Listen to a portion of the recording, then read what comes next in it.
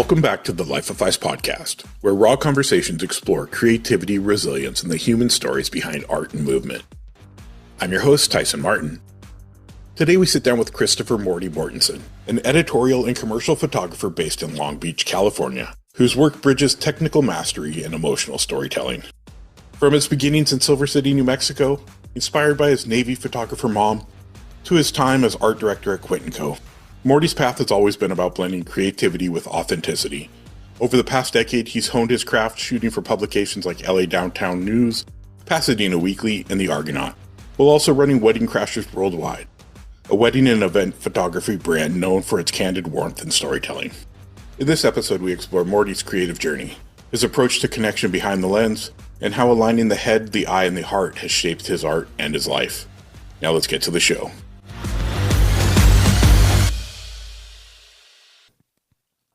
My name is Christopher Mortenson. I go by Morty.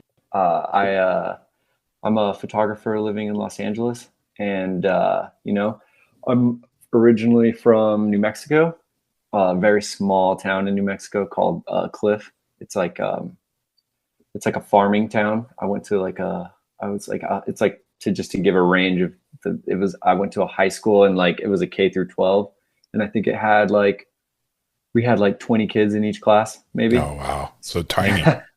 Yeah. And so, but I've always wanted to be a photographer ever since I was probably 5, I think. Do you remember the first moment? Yeah. My mom, she was a photographer in the Navy. Okay. So we would she had these the shoebox full of just pictures from that time, of airplanes and San Diego Chargers games and all these interesting, cool stuff, and so I just was always mesmerized by it. And then my mom was always shooting photos too, the family photos, and then she would do weddings and every now and again and stuff like that. And so I think that's just kind of where it started. And at first I wanted to be National Geographic, war photographer, War correspondent, Yeah, war correspondent was the goal. And then in 1998, when I was I would have been 12 years old. That's when the X Games happened in Oceanside, and I saw it I was like, oh my gosh, this is so cool. And then we got BMX bikes, and then probably a year later, I discovered Ride BMX magazine was my first BMX magazine I ever saw. And I was like, I want to do this, Did you go down the wormhole with BMX magazines, Ride, BMX Action, BMX Plus, Dig? I didn't have BMX Action, but I had BMX Plus, a subscription to BMX Plus. That was my first subscription. And I always loved their articles and stuff. And then I discovered Ride and got a subscription to Ride. And then, it was a small town. We didn't we had a Walmart. There's no newsstands or anything, So when we'd go out of town, I'd always go to made sure to go to Barnes and Noble. And then I discovered Dig BMX magazine and Ride UK. And and then from then on, it was Ride BMX, Dig BMX, and Ride UK were my favorite, Yeah. I remember I would go into up here would be Chapters, which is the same thing as Barnes and Noble. But you'd go in and you'd walk out with 20 different magazines. Oh, yeah. $100 in magazines. And you're like, oh, my goodness, look at all this amazingness. And just get stoked just sitting there going through the pages and just trying to figure out what the next level to try to obtain was as a rider. Yeah. Yeah. I mean, it was funny. Yeah. It's funny because I was really into riding. I love, I love doing, learning all the tricks and being able to ride. But then I was I want to shoot too. And it's funny. There was I used to have when I was in high school, I had a film camera and I would shoot on that. And then I had a point and shoot camera. And this was kind of when I was discovering Photoshop and stuff. And, the lag on a point and shoot. So it would take some figuring out, I forget, I don't even know what it was, but I used to edit my pictures in Photoshop and upload them to this blog. It was a Canadian blog called Feeble BMX. I know it. And it was so funny just putting photos on the message board and interacting, and people were always like, oh, these are so crazy. Just from the local scene, it was such a supportive little community, Yeah. And then I graduated high school and went to college to get, I went to a New Mexico State University to get a degree in photography. Cause I was like, this is, what we do. And then that was actually a blessing to go to art, like get a degree in art, because it was like, it made me think outside of just shooting BMX, Yeah. like I did it when I first started. I did shoot a lot of my friends riding and would try to do projects based around that. And then quickly my professor, he's like, you gotta do something different, and which You makes definitely sense. have, bro. Like, I mean, some of the people you've shot are pretty impressive. Thank you. I browsed when we first started chatting, like, just so everybody knows this, Morty and I have been trying to get this done for like 5 months. Yeah, I think we were tried the one time and then I had to cancel because I had a job. So Yeah. I was like, Yeah. So it was always there. And then I went through my illness and I was down and out for almost 10 weeks. So, we made it happen. We're here. We're going to get into his backstory in a second. But it's pretty impressive. Like, I've got I don't know if you can see it moving on the side here, but yeah. I have your website up. So as someone who started as wanting to shoot BMX, that was kind of like your focus. When did you realize in order to make this a living, you had to transition? Well, the thing is, my professor, his name's David Taylor. And he I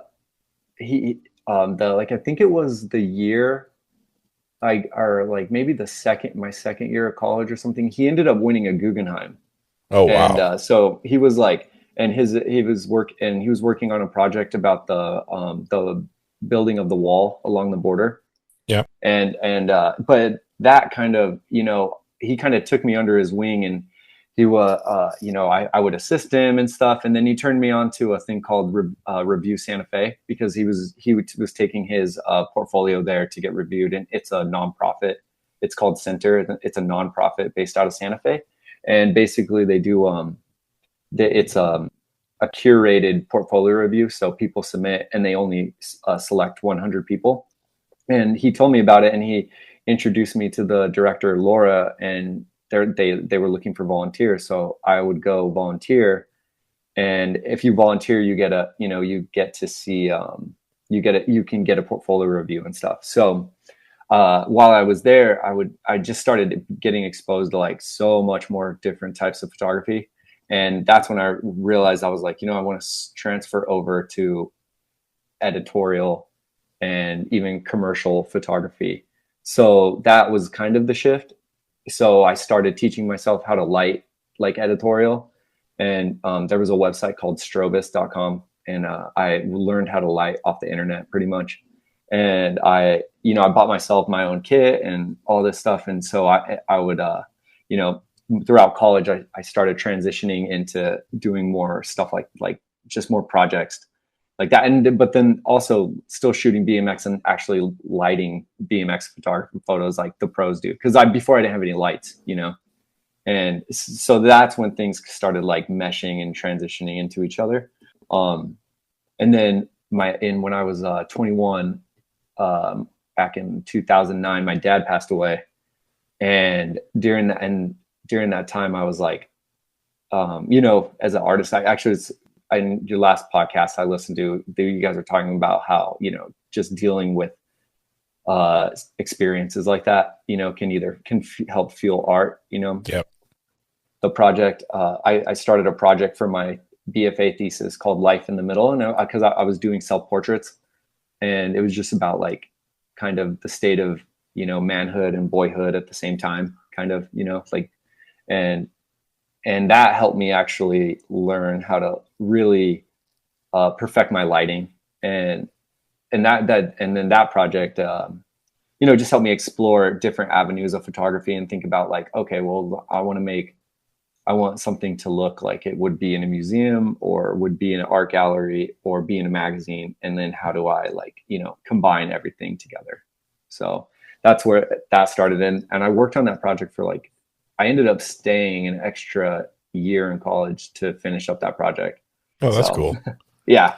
So, but it worked out because I actually after I graduated, I ended up getting into Review Santa Fe, and I met a lot of editors and made a lot of contacts. But it's like I was kind of young to get in. Like I was really young to get in there, so no jobs came out of it. But I didn't make a lot of connections. I learned a lot about just photography and that a different side of the game.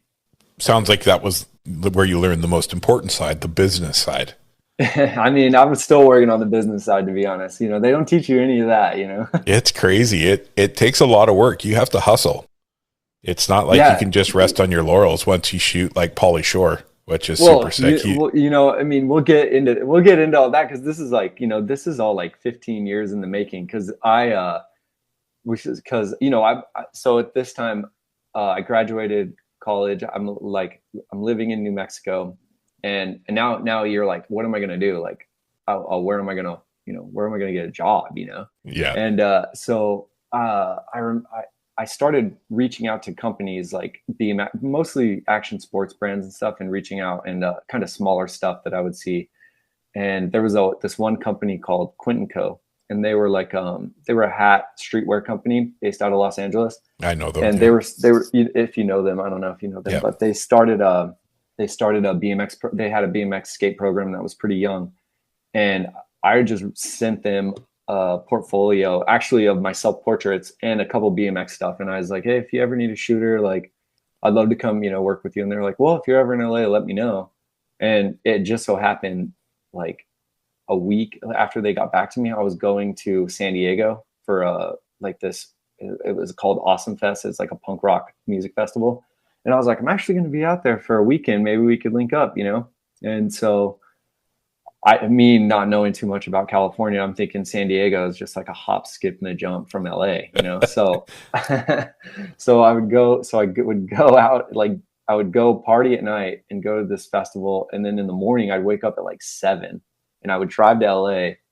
And my first shoot was with these two guys, Jesse Whaley and Eddie Cleveland, who were like some of my idols as a kid. And I'm like so excited. I'm like, oh, we're gonna go ride. We're gonna have it like we're gonna be in LA. This is gonna be awesome. And I show up, and I think the first day we went to a skate park. Or no, the first day I met them at their house in Echo Park, and I think we just ended up watching motorcycle movies all day and just hanging out. And I was like snapping pictures of them, obviously just casual, like of them doing their thing. And then they were like, dude, I'm sorry, man. They apologized. They're like, we just didn't really do anything today. And I was like, no problem, like super cool about it, And they're like, come back tomorrow. And I was like, all right. So I like go back to San Diego, wake up again, go back. And we went to one skate park for like maybe like 30 minutes. And then someone got a flat. I shot one photo, which actually turned out to ended up being an ad for them. And then we went and hung out at this motorcycle place and just drank beers and and they were working on motorcycles and just, doing stuff. And I'm shooting photos with them. And I was getting ready to leave. And one of them's like, Jesse Whaley, actually, he was like, you know what, dude, you're pretty cool. He's like, they send a lot of photographers out here and they get so frustrated because we don't do anything. And like, you're pretty sick. So I was like, oh, well, thanks, So I got home, I sent the photos. They actually liked the pictures a lot because they wanted more lifestyle stuff anyways. And and then I ended up getting a job, and I would come back. Got a job with them. And so I would drive out once a week or twice a month. So I'd drive out for a week, stay in California for a week, go back home for a week, and then drive back out for a week and create stuff for them. And I did that for a couple months, and then ended up getting a full-time job as an art director and in-house photographer for the brand. And that transitioned into kind of being like a team manager as well for the BMX team and stuff, and like, customer service and all that, but then that's how I ended up moving to California. So that was your welcome to California. Like that's where you decided, hey man, I'm so sick of driving. I'm moving here. Oh, well, I always wanted to live here, it was either here, or I was going to move to Austin, Texas or LA. And I spent a month in Texas, but I just figured for the type of photography that I wanted to do, and I needed to be in Los Angeles. So I ended up getting a place, and that's when things started happening, like even in the BMX world and stuff. Cause there was a lot of like, my neighbor was his name's Raul Ruiz. He was like, he's still rides, still kills it, but he was like sponsored by all these people. And so he was my neighbor. So we'd hang out all the time.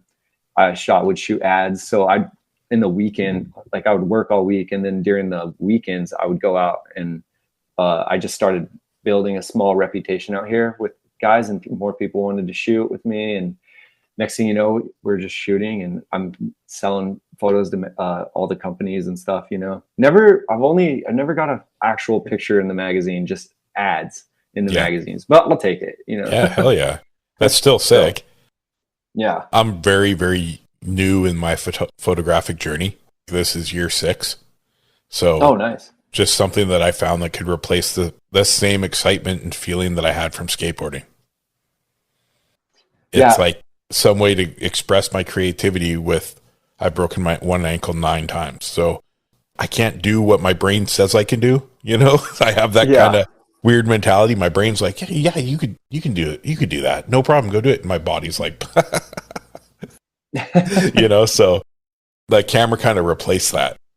You know, yeah, it's funny because I get the same feeling of like when you know you got something really good, you know, you're like, oh, we nailed it, you know, and everything works out and nobody gets hurt, and you're just like, that was awesome, you know. And I still I mean, that's what I was saying early, just before I got on here, my friend, he's a skateboarder, and he hit me up. He wanted to go shoot a heel flip, and I was like, that's right down the street. I'll just go try to knock this out real fast, you know.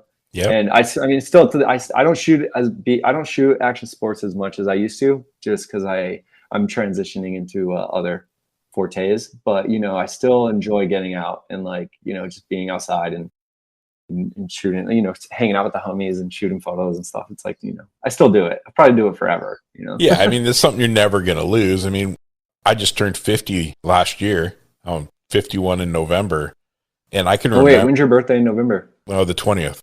Oh, nice. I'm the 12th. Yeah. You know, so November people. You know. Yes, sir. I still remember the first day, the feeling of the wheels on the pavement of my skateboard. And it's something that you never forget. Or the first time you do that first dirt jump and you clear the big gap, and you're just, there's nothing like that feeling.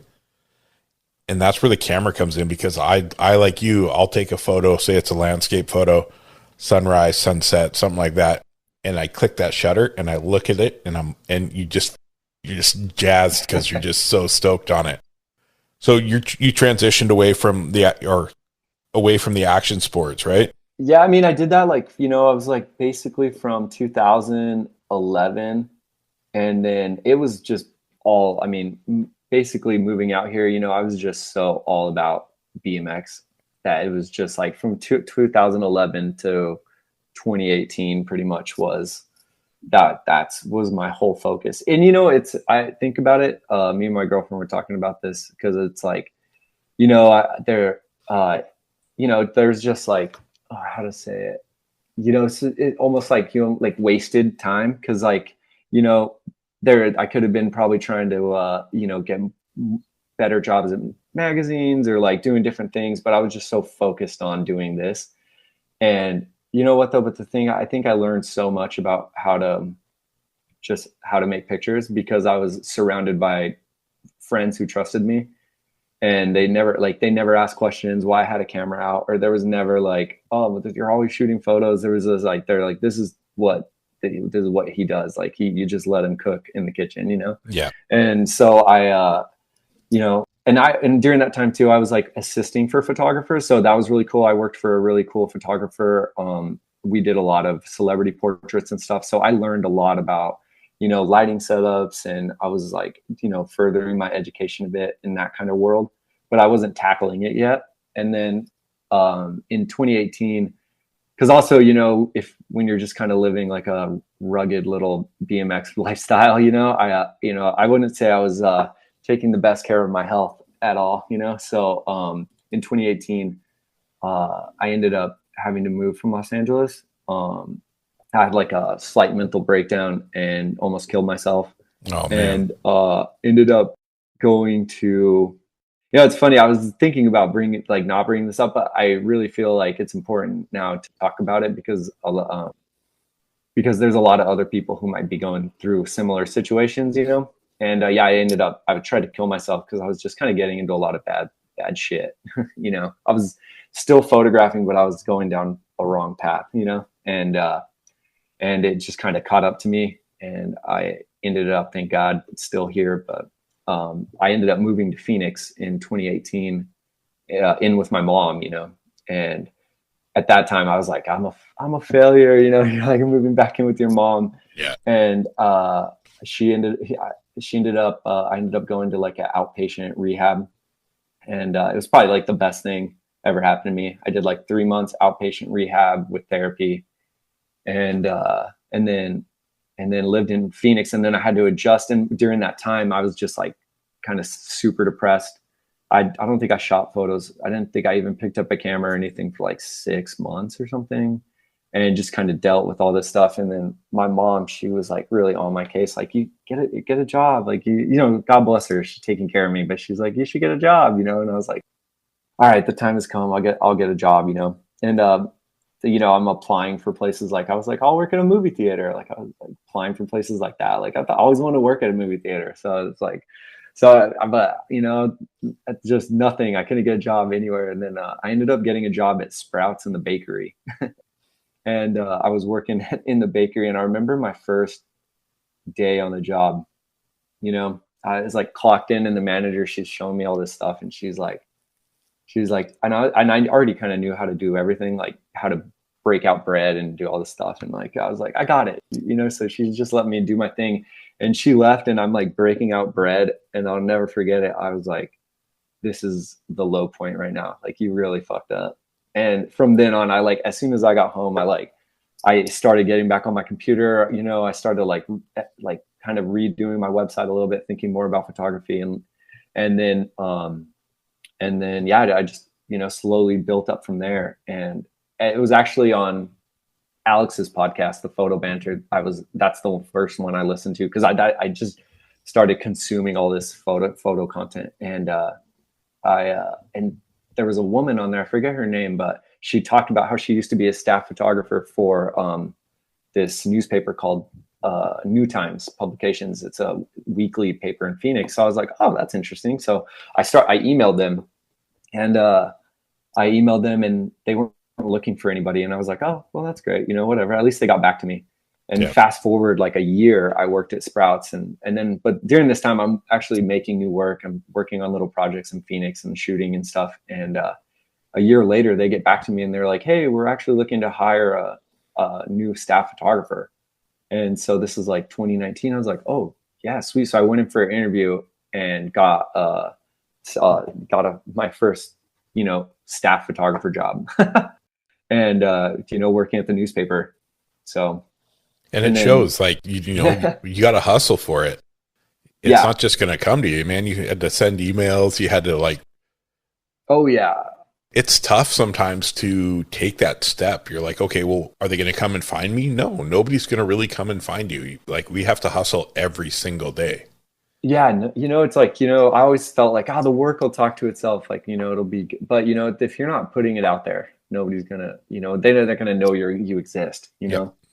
So, but yeah, so it was like, I did that job I got hired in October of 2019.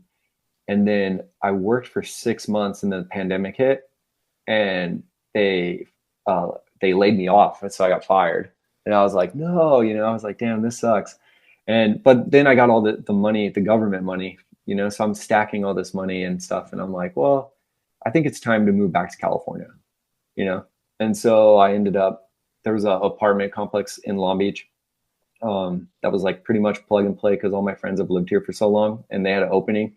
So I moved back to California, and I did tell my editor, I was like, hey, I'm going to be in California if you need any stuff shot, because they have newspapers out here. Yep. And so, yeah, a year goes by, and I'm just, I actually ended up working in a weed warehouse for a year. and it's just like all day from like 7 a.m. to like, basically 5 p.m. just surrounded by weed all day. And I don't even really smoke weed anymore. So it's like just taking care of plants and stuff. And yeah, a year goes by, I do that. And my editor calls me and she's like, hey, our photographer out there resigned. Do you want his job? And so yeah, in October of 2021, I got my old job back. And I get to do it in California. And I work for 4 great newspapers out here. And Still to this day you do? Yeah. Yeah. Oh, dude, that's so cool. Like, yeah. Yeah. That's a blessing. Yeah, I still do that. And I mean, that's basically my main job out here now is I work for 4 newspapers. Like one in Santa Monica, one in downtown LA, and one in Pasadena. And then and then I do freelance work all the time. So that's my go-to, but I'm still always reaching out to people and like trying to get, just trying to find different avenues to keep the ball rolling, How did you transition to start? Are a lot of these contacts? So I'm looking at your website right now. A lot of the images that you've put up, things like that, or is that all through like newspaper work, or is this freelance type work? Well, you know what? Some of them, I don't know what page you're on, but some of them, it's a mix of personal work and also, and also client work. So it's a little bit of both. And I always try to like my whole style with the idea with all this is like, I like, I have a specific kind of style that I like to do, whether I'm shooting a person for the newspaper or whether I'm shooting a person for myself. It's all kind of wrapped into one thing. So if I really like the photo and I think it goes on the site that goes with other stuff, I'll like put it up there, So it's like kind of a balance of personal work and, client work. Or as you call it, a portrait.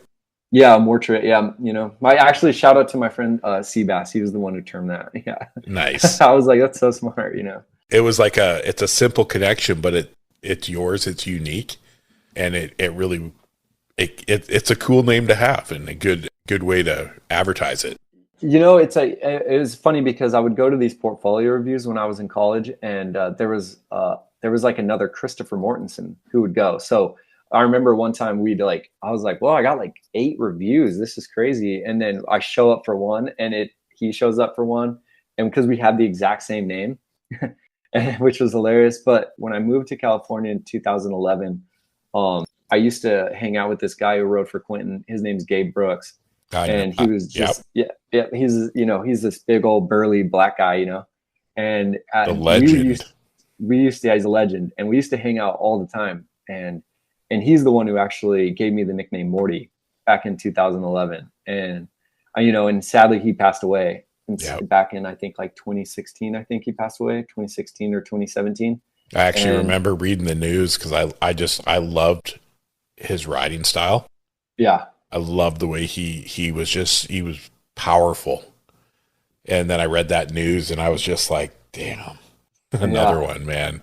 I know. So it was sad because like we spent a lot of time together, because I used to film videos with him too. So we used to work quite a bit together, and, and then, Morty just stuck and I kind of just keep it going because like, to honor him, so because he's the one who gave me the best nickname I've ever had in my entire life. So, and I mean, he was a no nonsense dude, but he always seemed like such a good dude.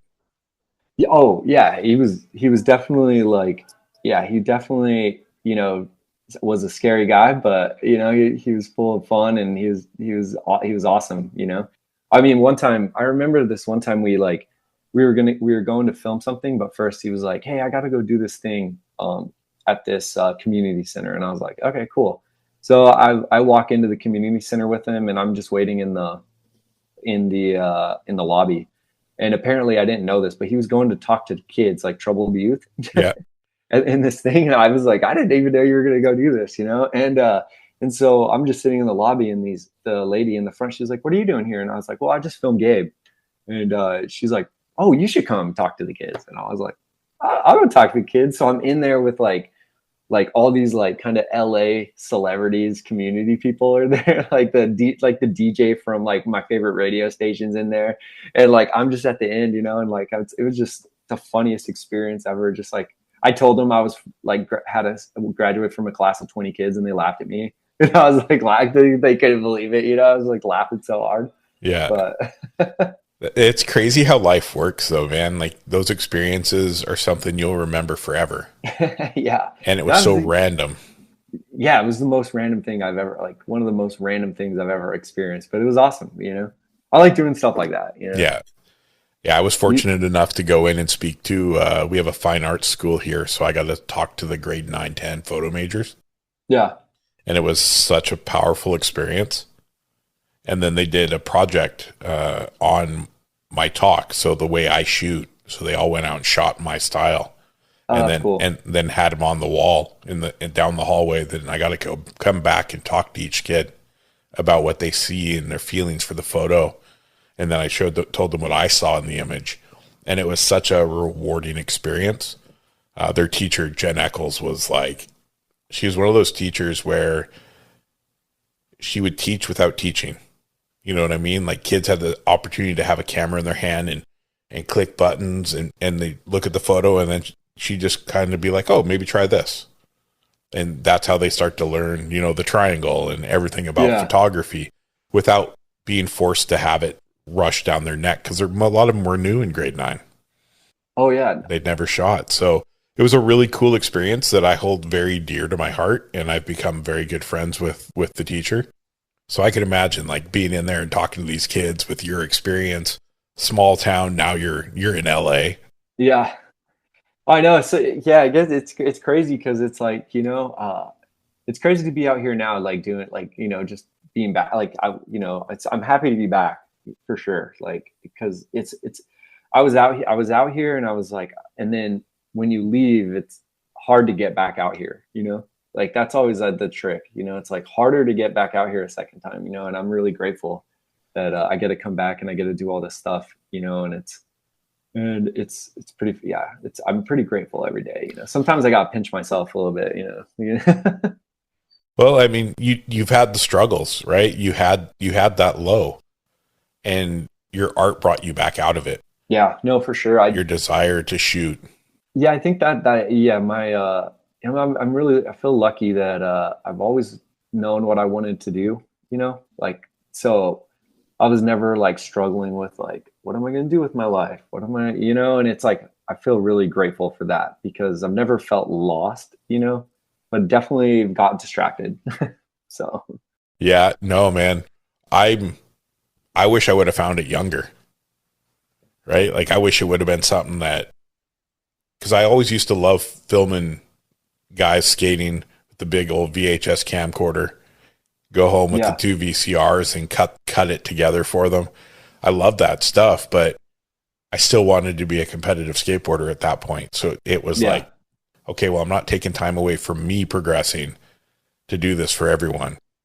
And then I found it. Like I can say COVID was probably where it really became something that I knew that had to be a part of my life for the rest of my life. I mean, I feel like it's one of the best. I feel like it gives you a purpose to just go out and explore, you know, like, I teach a photo camp for kids, out here in LA called Atwater Photo Camp. And I'm one of the teachers, and, you know, the kids I think they're from 8 to 14 is the age range. And, you know, yeah, it's like some of these kids never even had a camera before or thought about photography. And it's like a week long course. We meet up every day and we go do photo walks. And at the end, we have an art show for them and their parents. And I'll say it's like by the end of the week, some of these kids take some of the best pictures and you're just in awe. Like it's like amazing, you know? Yeah. I have a project. It's called the Life of PHYS project. And what we're doing is we're still working on all the particulars, but we're basically going to get 30 cameras and have a panel of people to not critique, but to help inspire, get these kids, cameras in the hands of kids on indigenous communities, at-risk communities, low-income communities, let them capture photos for 30 days and get them back to us. And then we'll create a contact sheet for them.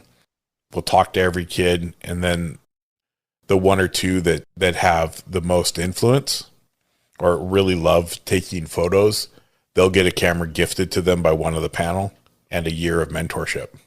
That's awesome. So it's become so important to me. My oldest daughter is a amazingly talented portrait photographer. And it's kind of like, okay, it was in us. She just found it first, you know? So, Yeah. Yeah, dude, like incredible. If you don't shoot photos, you should. Yeah, that's what I was saying. I'm such an advocate, you know. Like it's funny too that I photograph people now because I was super shy, like about asking people to take their picture. And in college, I actually got a job at the at a little college newspaper to specifically make myself ask people to be like photograph them, because I was like, dude, I'm like, it's just like nervous, you know. Yep. And I mean, you've shot some pretty big name people. Thank you. Yeah, You got a pretty nice portfolio. I'm on your homepage right now, and I'm just browsing through it. What was the transition like, capturing a bike to capturing people? Well, you know, that's actually funny because when I first moved, I feel like I was so focused on the trick, you know, like I was like, we just got to get the trick. Like that's all that matters, you know? And then I noticed, then I started noticing like, just like the light was really nice, or I'm hanging out with these people like that are like cool and they're my friends and then I started being like, hey, wait, hold on, pause right here, over here real fast, or like go against this wall, or like do stuff. And then, you know, I was already working for Quintin at the time too. So it's like, we have to shoot portraits for the clothes and for the lookbooks and stuff. So, you know, directing, I started learning more about directing and, you know, getting all that stuff like kind of in the zone. And then, yeah, I started realizing that like, and I actually have like a whole project that's not even about riding. It's just like about hanging, basically just loitering pretty much constantly. And so, you know, and just the lifestyle of BMX and stuff. And that's kind of when it started switching, was like, oh, you know what, there's more to do here than just setting up a light and just waiting to do a trick and calling it a day, you know, like pull someone aside, make a portrait of them, you know, like document the other stuff that is all around, you know. And I didn't do it quite as much as I wish I would have, you know, kind of at times, but I do it now, and that's all that matters. So. That's awesome. You got any advice for people just getting into it that really just, this is what they want to do? Like maybe schooling, you know, never give up, and the importance of really, really believing in yourself and pushing yourself to make yourself successful. Yeah, well, I mean, I'm definitely advocate for going to school, you know, like I think school gave me, school gave me just now that I think about it, I mean, I wish I could go back because I would do it differently, you know, but school really gives, like, if I was going, I mean, this is the advice for young photographer who's going to go to college before it, you know, is don't think about, you're like, oh, when I get out of school, I'll be a photographer and I'm going to do this, I'm going to do that. Like, do that stuff in school for your projects. You know, like if you want to shoot, like, you know, you're shooting portrait project, shoot it like an editorial style portrait project that would be like for a magazine, you know, like use these little building blocks to build up a portfolio that is outside of like just thinking about it like a school project for a grade, you know. And then another thing too is like, you know, in school you have like a whole community around you too that supports you and is there for you, and is like you can just ask people to like, oh, hey, what are you doing? Like, let's go make a picture or something. Like, can you help me on this project?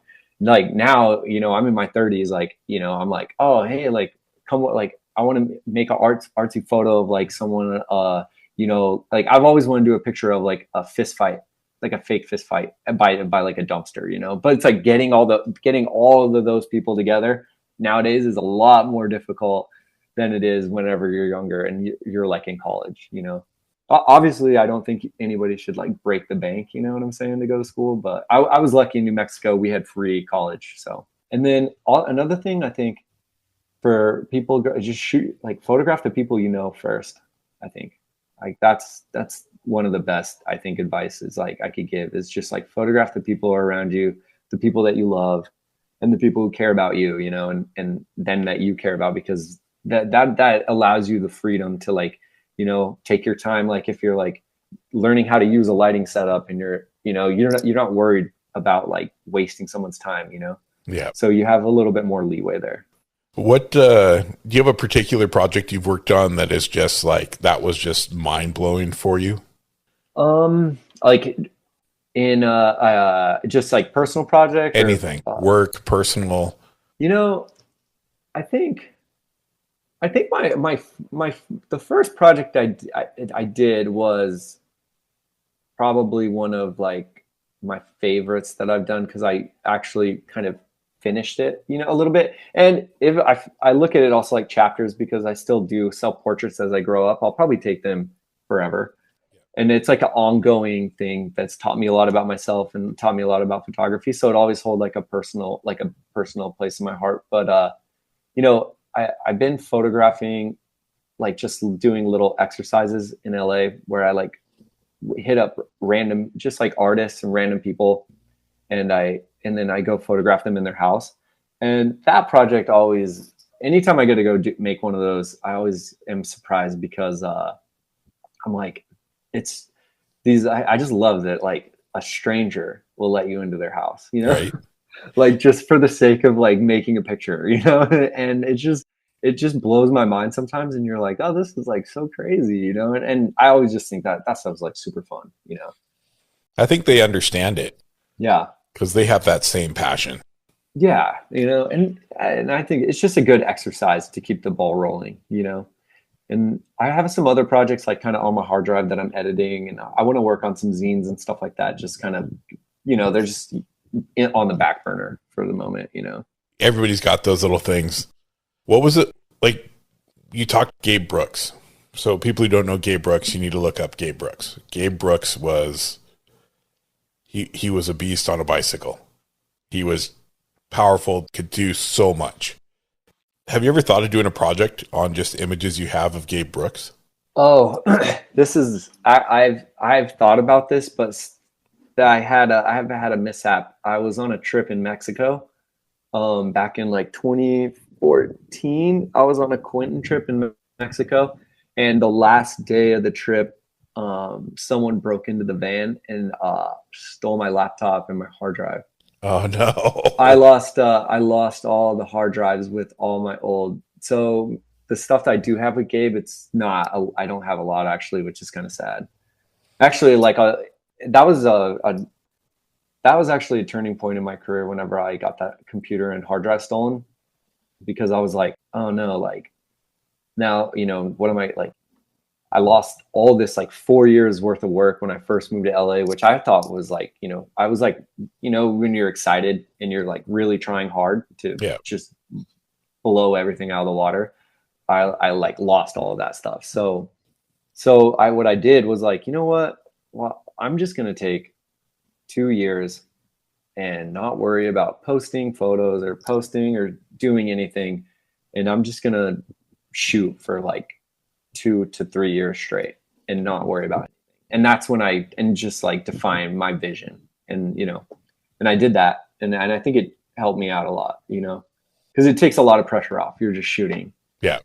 So I have a love-hate relationship with social media. It's one of those things that for the podcast, I have to do it. Yeah. But I'm lucky because I usually just share the current episode as I go. Yeah. And my personal page, I'll go through phases where I'll do a month and I'm like, every day there's a new photo. And then I'll go like 7 months where there's nothing. It's just, I don't have the desire to work on it. I'd rather be shooting photos or having conversations with people. Dude, I know exactly what you mean. I just healed up from a broken elbow. I had a broken elbow the whole month of July. And I got really into posting and like, I have like a notebook. I went through when I was redoing my website. I had to go through all my hard drives. So what I did was in a notebook, I wrote down the year, and then if a shoot was like cool, but maybe not going on the website, I just wrote down a note. So I can go to my hard drive now and I can just like look up like 2022. This is cool. Like, and then I know exactly where everything is. So I'm not like guessing, and that helps a little bit. Because after I broke my elbow, I was like posting like every day, and I like it. I like to post. I try not to be actively on it because like sometimes I get sucked in a little bit too much, like looking and So it's like, I like to just post and ghost, if you will, and then just come back and check it out later. So That's amazing. I can only imagine some of the stuff you have on those hard drives. yeah, there's some fun stuff on there, and a lot of it's like a lot of client work for the newspaper, like old stuff like that. One of the projects I really like, and I think it's like ongoing, is the Rose Bowl. Like I go to the Rose Bowl every year, Yep. and it's just so fun. And each year I try to photograph it like a little different. And this year will be my 4th year doing it whenever it happens, and I think I'm gonna try to get to 5 years and then see what we get like afterwards, and then maybe like put something together for it. Like I kind of like working on projects slow builds. Things change, right? Your technique Yeah. changes, the venues kind of change, the way people do the Rose Bowl changes. Like everything's going to change, and you can see it through the years, which I think is kind of cool. I will say that's the trick, is like is finding like a project that sticks with you. Like I like to shoot photos. I like to try to shoot photo. I mean, I try to shoot photos every day, but I like to try to set up and go make portraits of people that aren't work related or anything like that. I try to set those up when I can, and keep doing that as like an exercise moving forward, just to keep myself sharp, or like, keep myself motivated. And I don't like the camera to feel like it's like a job, like it's like, I don't like that. I don't want to be like, oh dang it, I only pull it out if I need to make money, because that's not like, because it means so much to me. So I try to keep I try to just keep things pretty sharp and like keep motivated. But I am still waiting for a project, like something that's like, that is just worth, like, I'm going to dedicate a lot of time to this, that I will say that's a little trickier. There's been some that's popped up that, there's been like, if you go to into my visions over there, and you go to Santee Alley, that's the newest one that I feel pretty good about. And that's something that I'm continuing with a friend when we make it down. Nice.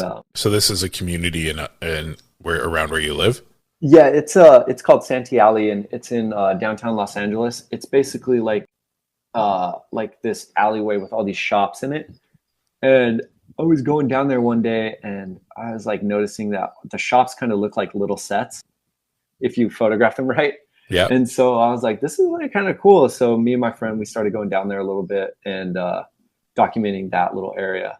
So that's something that is definitely has piqued my interest. Like, I think that just telling stories around like locally is kind of where it's at. That could go back to advice for young photographers. Like, you don't have to go around the world to photo and to do a story. Like, there's so many interesting things happening right in your neighborhood. Yep. All the time, and me personally, I'm like a horrible travel photographer. Actually, that is the one place that, like, when I go on vacation, I do bring my camera, but I'm not a good like travel photographer at all. Like I think like I just shoot photos on my iPhone and just carry the camera bag around and worry about it getting stolen for the most part, like. I love the thought of keeping it in community. I worked for the town I live in. I live in a small town outside of Vancouver, and I used to do photos for the local community center and the local paper and things like that. And I always love, there's always a story to tell, right? Yeah. And I try to be respectful of everyone and tell their story. I was trying to do something very similar. We have a little one-way downtown core where I was trying to get the owners of the businesses just to stand in front of the business and let me grab a photo. And a lot of them weren't very receptive to my offer, but it's okay.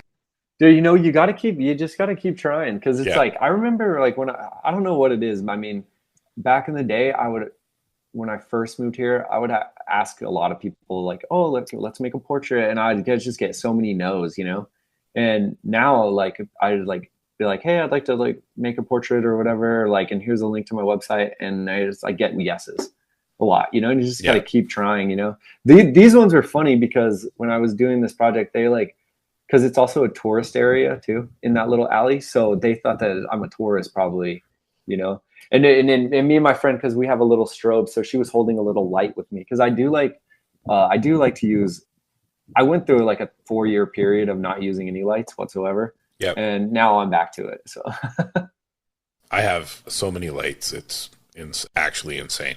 I was talking to my girlfriend. I think I was doing the math. I think right now I'm at like 12 like alien bee strobes. Yeah. Like 6 or like 7 are broken, and I got 5 working ones. But like once they all get fixed, I'll be like, oh, I got a lot of lights. Yeah. That's awesome. I mean, these things look pretty great on the screen right now. I'm like checking it out. Yeah. You're using one to light yourself, right? Yeah. Yeah. Yeah, that's awesome. Yeah, they look cool too because they're all like aircraft quality aluminum, vegan leathers. Like they're very, very nice. Like this is the they have these little I can't even think right now, but it's a little LED light strip. Oh yeah. And it's got that's the cool. deflector on it, but it's all like aluminum and leather, like everything here. That's awesome. Oh wow. That's awesome. Yeah, man, continuous lighting. I will say that's like the trickiest. I just filmed my first music video last week with my friend, and we were using hot lights, you know, and it's so different when when you're used to like lighting with strobes, and then you move into using like, you know, just bigger, like I think we were using, I don't remember, just some lights with some modifiers and stuff. And it just, you know, it just takes a little bit of, it definitely takes a little bit of a learning curve to figure out. So you're not getting shadows and things look like shit, you know, and it's like this one light here took me forever because currently I'm building a new office upstairs, and like this is like the corner of my kitchen area. So I'm like jammed in a corner, and I'm trying not to make it too bright because it sometimes my bald head shines. So looks great though. Oh, thank you. Dude, this has been awesome. I'm so glad we finally sat down and did it. Yeah, man, me too. Yeah, this was great. I was I've been wanting to do a podcast for a while, and I was like, I saw the thing online, and I was like, I was like, when you said action sports, I was like, oh yeah, that's when I shot you a message, you know. I was like, I'm down to do this, you know. Dude, that's sick. I appreciate it, man. And knowing that you got to work with Gabe Brooks, like I was a Gabe Brooks fan. So hearing that, I was like, that's pretty sick, man. Like you gotta travel with the dude. Oh yeah, no, I've driven like multiple cross country trips with him, and you know, it was great to watch him ride, you know, like just it was a treat, you know. And then my other friend, my other friend, one of the best projects one of the most fun projects I've ever worked on though was my friend Augie Simoncini. Augie. He's one of my best friends, and when we lived together, he was finishing up his trip part for Ty Morrow's video that came out like in 2017, and he was finishing up that part. But I actually still have those, and I have every big clip that Augie did. I photographed. I basically photographed his entire part. And the other day I was looking at the photos randomly, and I was like, I photographed the opener, which was a Superman over this water fountain in downtown LA. And then I photographed the ender, which was like this, like a over ice on I think it was like a 21 stair handrail.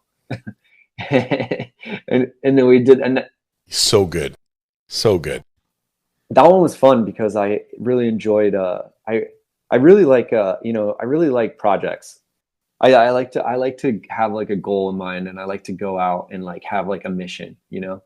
And that's what I think. And those were the funnest times whenever we were like, there was like a task to be handled, you know, and everybody has like a goal. It's like, I don't like, you know, I'm not a fan of like, especially now that I'm older and I got more stuff to do, you know, like I'm like, I don't like just hanging out as much, you know. Get the job done, and then get on with the next part of your day. Yeah. That's where I'm at. I have a full-time job. I do this. I have kids. I have other house responsibilities. And then you try to add a personal project into it.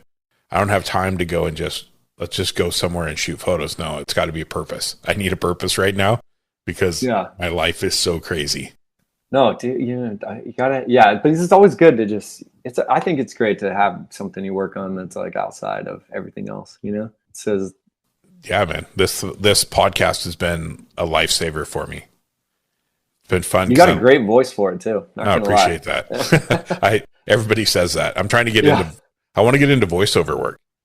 Oh yeah, I can see that. Right. So read ads, do whatever, do cartoons, whatever people want me to do. And it's part of over the next year, I'm going to like start branching out and start doing things, being very focused. So it's going to be fun, man.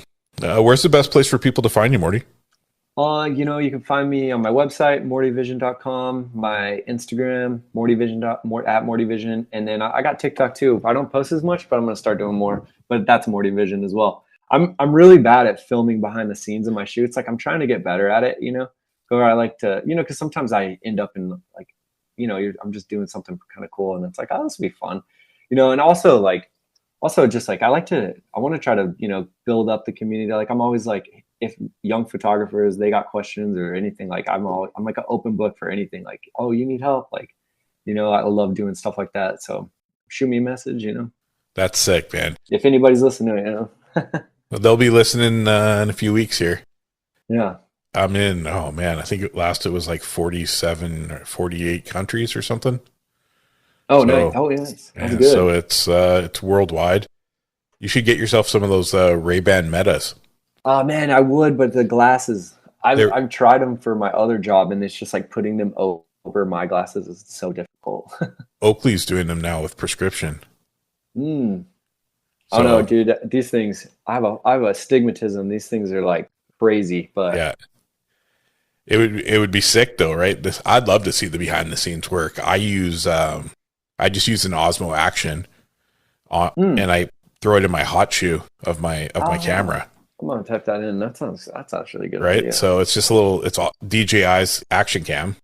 I bought a 4 because they're like half price on Amazon. Oh, and nice. then a little small rig hot shoe adapter. And I just did a wedding for a buddy a few weeks ago, and I shot the whole wedding. Like, and I was like, oh man, I just shot the whole thing on one battery on this thing, and I didn't even realize it was on. Oh, right. Like it filmed, like it was nonstop from the minute they walked out to the minute we were done. It recorded the whole thing. That's cool. Wait, you like shooting weddings? No. I refuse to do them, but this guy's one of my closest friends, and he was like, hey man, our budget does not allow me to pay what most photographers want. Would you do it for this much in a night in this resort? And I'm like, I'm there, man. Yeah, dude. Well, that's the beauty of like sometimes you get a little. You can do little trades, like get a little nice evening. I've done that actually. Like I've done that. I do that a bunch actually for the newspaper. Now, sometimes I'll shoot a restaurant, and then they'll like the pictures, and they'll be like, "Oh, can we use the pictures?" And I'm like, "Well, maybe you could get them if you host me and my girlfriend for day night, Yeah. And then we've been at some really great spots. The barter system is huge. If people don't barter what they do, like I'm willing to, unless it's a very big strategic project I'm working on, dude, I'll barter for anything. Yeah, I'm a big barter guy, like I like to do trades when I can. Yes, sir. So awesome, man. Well, Morty, it's been amazing. Thank you for giving me your time today.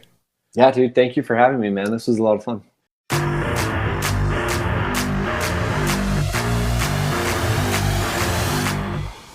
Thank you for tuning in to the Life of PHYS podcast. I hope today's conversation brought you insight, inspiration, or just a fresh perspective on the creative journey. If you enjoyed the episode, be sure to follow, rate, and leave a review wherever you listen to podcasts. It really helps us grow and reach more listeners like you. For updates, behind-the-scene content, and more, please follow us on all social medias at LIFE_OF_PHYS. And don't forget to check out the show notes for links and resources from today's episode. Until next time, stay curious, stay creative, and keep living the life of creativity.